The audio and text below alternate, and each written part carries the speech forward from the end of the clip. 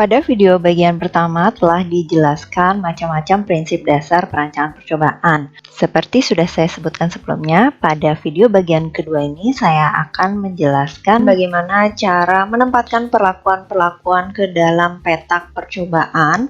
Lalu juga ada ilustrasi mengenai rancangan percobaan faktor tunggal yang RAL ya. Lalu juga saya tunjukkan bagaimana cara membangkitkan bilangan acak di Excel ya untuk mengacak percobaan yang akan kita tempatkan di petak percobaan tadi. Berikut akan saya jelaskan mengenai rancangan percobaan faktor tunggal menggunakan rancangan lingkungan RAL. Oke, rancangan ini termasuk rancangan percobaan yang paling sederhana ya. Karakteristik rancangannya di mana perlakuan yang dicobakan ini merupakan taraf-taraf dari satu faktor tertentu. Misalkan faktor yang ingin dikaji adalah varietas ya, pengaruh dari varietas. Lalu perlakuan yang akan dicobakan adalah varietas 1, varietas 2, dan varietas 3. Nah, ini adalah taraf-taraf dari varietasnya. Faktor-faktor di luar perlakuan ini dikondisikan serba sama. Kondisi unit percobaan diasumsikan serba sama atau homogen.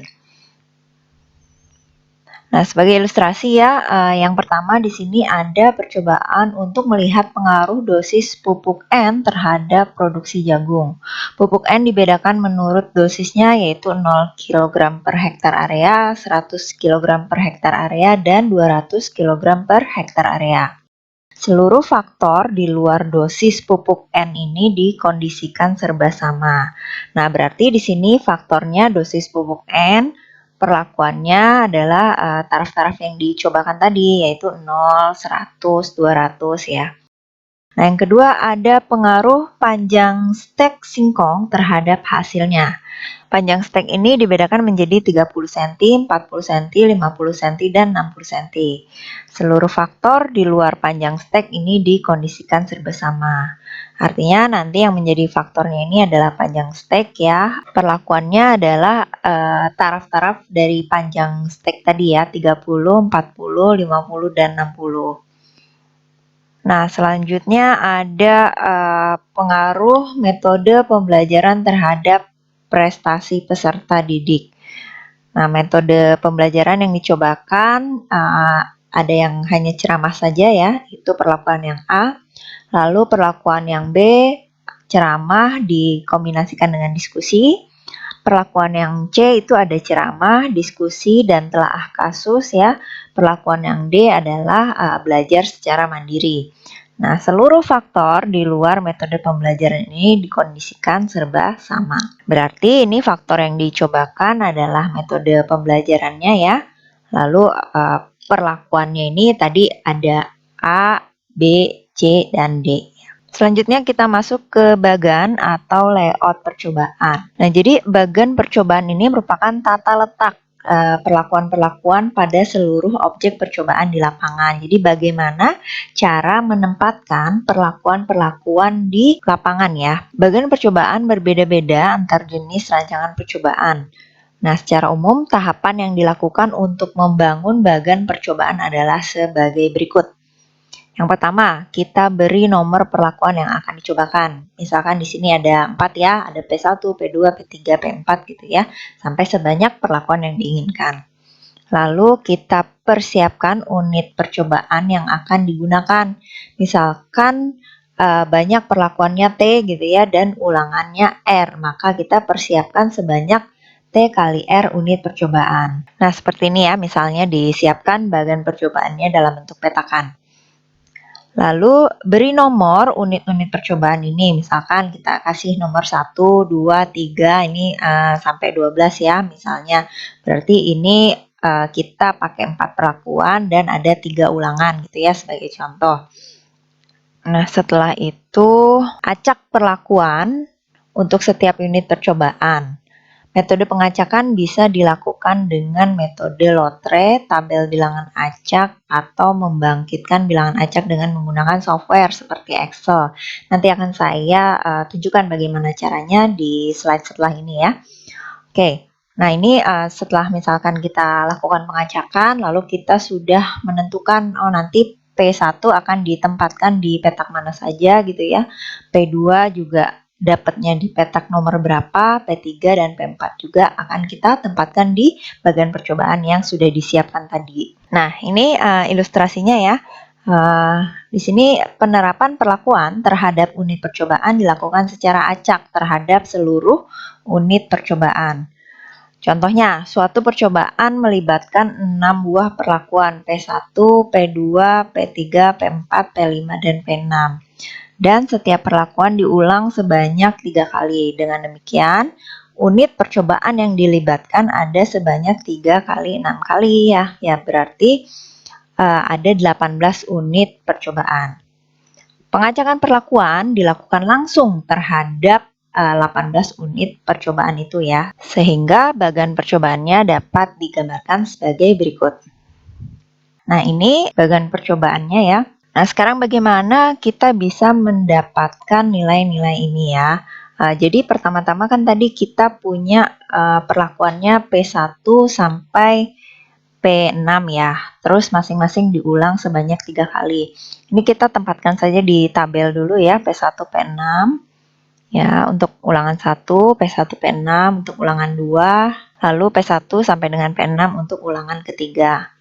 Nah, setelah kita menentukan ketiga tabel ini, lalu kita bangkitkan bilangan acak ini. Bisa menggunakan tabel bilangan acak atau menggunakan lotre gitu ya, atau bisa menggunakan Excel. Nah, bagaimana cara membangkitkan bilangan acak menggunakan Excel? Oke, berikut kita lihat ya. Oke, kita sudah masuk di Excel ya. Jadi sebenarnya untuk di Excel ini sederhana ya, cara membangkitkan bilangan acak kita bisa langsung menggunakan formula yang sudah ada di Excel ya. Formula yang akan kita gunakan adalah sama dengan run. Nah, ini kan sudah muncul ya di sini ya. Nah, ini ada run between ya. Kalau run between nanti kita bisa batasin dia membangkitkan angka randomnya dari selang berapa sampai berapa. Misalkan antara 0 sampai 1 gitu ya. Kalau run saja kita coba. Nah, ini hasilnya kalau kita bangkitkan dengan formula yang run tadi. Nah, sekarang formula ini tinggal kita kopikan saja ke sel-sel yang di bawahnya ya. Kalian bisa Ctrl C, lalu Ctrl V, atau bisa juga ditarik seperti ini. Nah, ini muncul bilangan acaknya. Lalu bilangan acak ini nanti yang kita beri peringkat atau kita urutkan sesuai mana yang paling kecil, mana yang paling besar. Nah, kalau yang ini pada saat pembuatan materi diperoleh bilangan acaknya yang di sini ya, sehingga yang dikopikan ke tabel ini adalah yang 0,049, 0,151, dan seterusnya. Tapi kalau misalnya kalian mau gunakan bilangan acak yang baru saja dibangkitkan, boleh saja ini nanti tinggal dikopikan ke kolom bilangan acak ini ya. Oke. Saya kembali ke slide ya.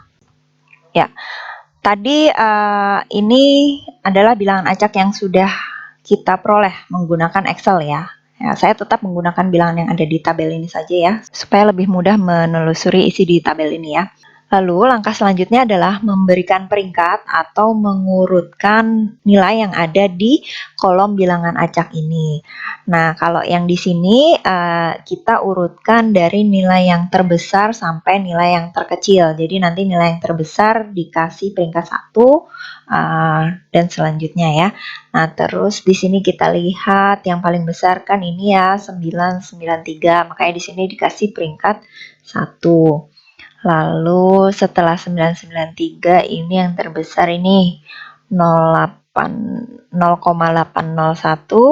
ini dikasih peringkat kedua. Lalu kita lihat lagi 0,778, ini peringkat ketiga, dan seterusnya ya, sampai kita peroleh peringkat sebanyak petak percobaan yang akan kita cobakan gitu. Nanti berarti kalau di sini kita sampai mendapat 18 peringkat ya. Ini yang terakhir nih yang 0,012. Peringkat-peringkat ini nanti akan digunakan untuk nomor unit percobaan. Bagaimana maksudnya? Jadi maksudnya di sini nanti perlakuan 1 ya, ulangan 1 ditempatkan di petak nomor 16. Perlakuan 2 ulangan 1 ditempatkan di petak nomor 14 dan seterusnya ya, mengikuti nomor unit percobaan ini. Nah, ini tata letak perlakuan di lapangan ya. Ini kan tadi sudah diberi nomor ya, mulai dari 1, 2, 3, 4 sampai ke 18. Oke, sekarang kita lihat di nomor unit percobaan 16. Itu kita kasih perlakuan 1. Nah, ini. Terus kalau misalnya kita mau lihat nih di petak nomor 7 ya. Di sini kasihnya perlakuan 5. Petak 7 ini ya. Nah, ini dikasihnya perlakuan 5. Lalu di petak misalkan berapa nih? Petak 1. Ini perlakuan 3 ya. Nah, ini ya, petak 1 ada perlakuan 3. Seperti itu cara penempatan perlakuan ya di petak percobaan di lapangan. Selanjutnya kita masuk ke analisis setelah percobaan selesai dilakukan. Jadi tadi kita sudah merancang percobaannya ya di awal ya. Lalu kita lakukan percobaannya, kita tunggu sampai memperoleh hasilnya atau responnya ya. Setelah respon dicatat, kita lakukan analisis. Nah, analisisnya ini biasanya ya kita menerapkan model ke dalam data yang sudah diperoleh. Nah, ini adalah model linear aditifnya ya. Jadi ada dua bentuk yang bisa kita tuliskan ya. Kita bisa tuliskan dalam bentuk YIJ sama dengan mu ditambah tau I ditambah epsilon IJ, atau ya YIJ sama dengan mu I ditambah EIJ. Ini boleh dipilih salah satu saja. Nah, sekarang kita lihat masing-masing komponennya ya. Di sini I-nya mulai dari 1 sampai ke T, berarti sebanyak perlakuan. Dan J-nya ini mulai dari 1 sampai R, berarti sebanyak ulangannya. YIJ adalah pengamatan pada perlakuan ke I ya, dan ulangan ke J. Nanti responnya itu respon yang kita ukur, entah misalnya bobot produksi atau tinggi tanaman ya. Nah, ini dilambangkan sebagai YIJ.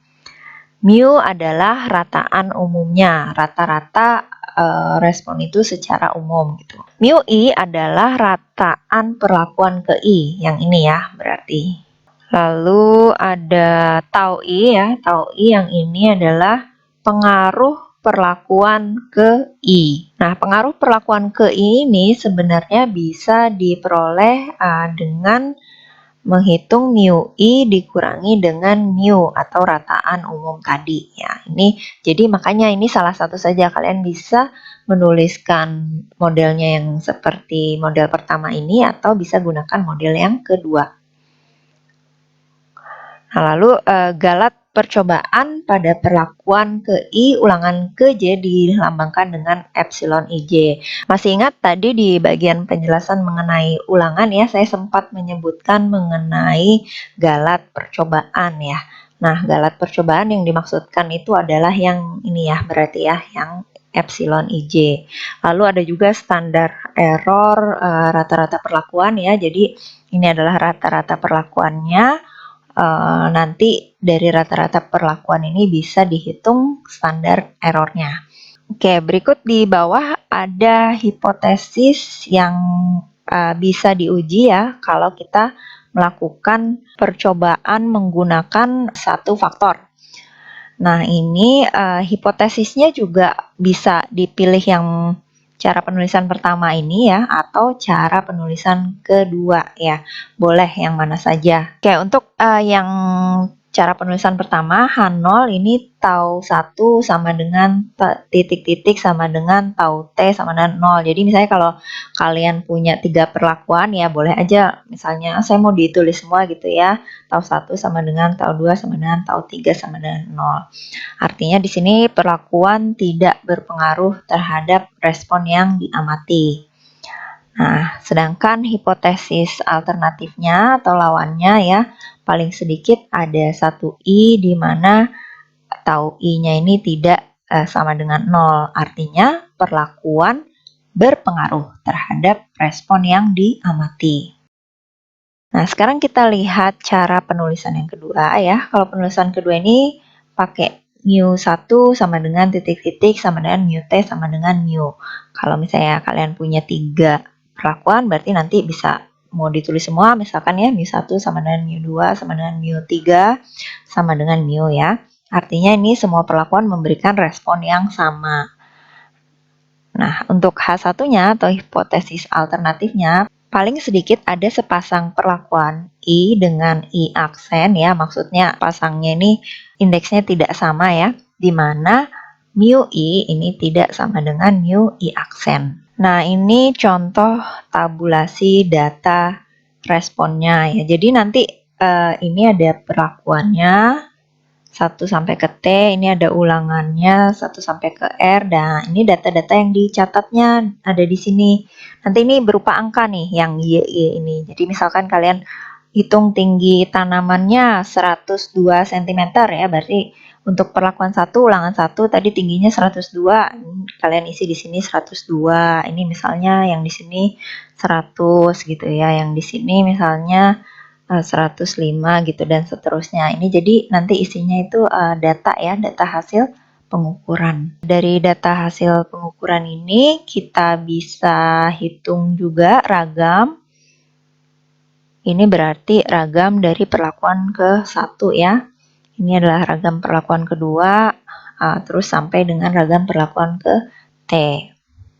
Nah, di sini juga kita bisa hitung total dari responnya ya. Jadi semua respon di perlakuan 1 kita jumlah jadi ini lambangnya Y1 titik ya.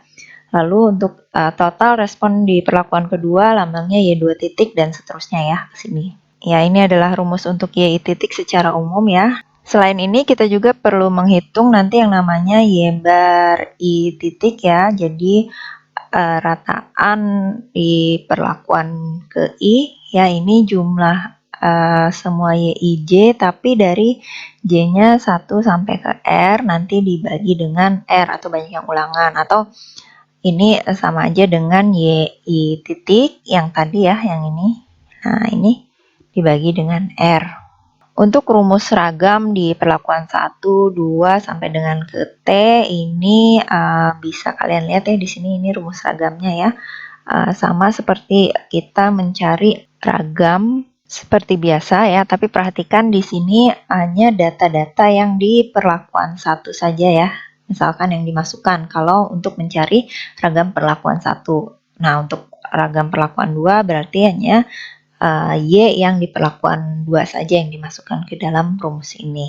Nah, sekarang kita lihat ya bagaimana cara kita melakukan pendekatan eksplorasi untuk melihat perbandingan pengaruh perlakuan. Secara eksplorasi, beberapa langkah analisis yang dapat kita lakukan untuk data respon dari suatu percobaan ini antara lain kita bisa menghitung ukuran peringkas untuk setiap perlakuan seperti rata-rata dan ragamnya. Jadi misalkan ya, ini ada perlakuan 1, 2, 3 sampai ke T ya. Nah, ini kita bisa hitung rata-rata respon perlakuannya ya. Ini rumusnya di baris kedua ini ya. Atau kita juga bisa hitung ragam galat percobaan pada perlakuan ke I ya. Yang tadi rumusnya di slide sebelum ini. Atau kita bisa juga membuat sajian grafis dari ukuran peringkas di atas dengan menggunakan diagram batang. Nah, untuk melihat pola sebaran data untuk setiap perlakuan bisa juga kita sajikan dalam bentuk box plot. Dari kedua langkah ini, kita dapat melihat kecenderungan perlakuan-perlakuan mana saja yang memberikan respon tinggi dan yang rendah, serta juga dapat dilihat perbandingan keragaman antar perlakuan. Ya, ini adalah ilustrasinya ya. Misalkan seorang mahasiswa SPSIPB melakukan percobaan untuk melihat pengaruh dosis pupuk N terhadap produksi jagung. Dosis pupuk N ini dibedakan per hektar areanya, ada yang 0 kilo, 100 kilo, sama 200 kilo ya, dengan ulangannya itu 4 kali. Lalu unit percobaannya adalah petak lahan berukuran 1 kali 4, dan percobaan dilaksanakan di kebun percobaan IPB Darmaga. Kondisi lahan percobaan secara umum relatif sama atau homogen. Seluruh faktor di luar dosis pupuk N ya, seperti beberapa faktor yang dijelaskan di sini, ini semuanya dikondisikan serba sama. Nah, respon yang diamati nanti adalah produksi jagung per petak ya. Jadi ada berapa kilo per petaknya. Nah, ini jadi kalau misalnya dibikin ringkasan ya, faktornya berarti dosis pupuk N, perlakuannya adalah yang ini ya. Jadi pas di perlakuannya ini kita tulis taraf-taraf dari faktornya ya. Lalu ulangannya ada 4 kali. Responnya produksi jagung per petak tadi ya. Berapa kilogram per petak, dan rancangannya faktor tunggal RAL. Ya, untuk data respon produksi jagung diperoleh sebagai berikut. Nah, ini kita lihat tata letak atau bagan atau denah percobaan ya. Nah, ini petak percobaannya tadi 1 kali 4 M. Nah, setelah dilakukan pengacakan, diperoleh penyebaran perlakuannya itu seperti ini ya. Di petak ini adalah N0 ulangan 1, yang ini N100 ya ulangan 1, ini N0 ulangan 3 gitu ya, dan seterusnya nih. Kalian bisa lihat di dalam petak percobaan ini. Oke, setelah masa panen, produksi jagungnya dicatat untuk setiap unit percobaan dan ditabulasikan seperti tabel di samping. Nah, ini hasil tabulasi datanya ya, seperti tadi yang sempat saya jelaskan ya. Isinya itu adalah pencatatan hasil respon dari percobaannya. Nah, ini untuk yang N100 ulangan kedua ini dicatat produksi jagungnya 24 kg per petak ya. Ini kan yang 100 dan ulangan kedua. Nah, kira-kira seperti itu ya, nanti membuat tabulasi data respon dari hasil percobaannya. Oke, ini kita lihat analisis eksplorasinya ya. Ini tadi adalah tabel ringkasannya, lalu dibuat diagram batangnya ya, lalu juga ada box plotnya. Nah, apa yang dapat Anda simpulkan terkait hasil analisis eksplorasi ini ya? Yang pertama di sini kita lihat bagaimana rata-rata respon antar perlakuan.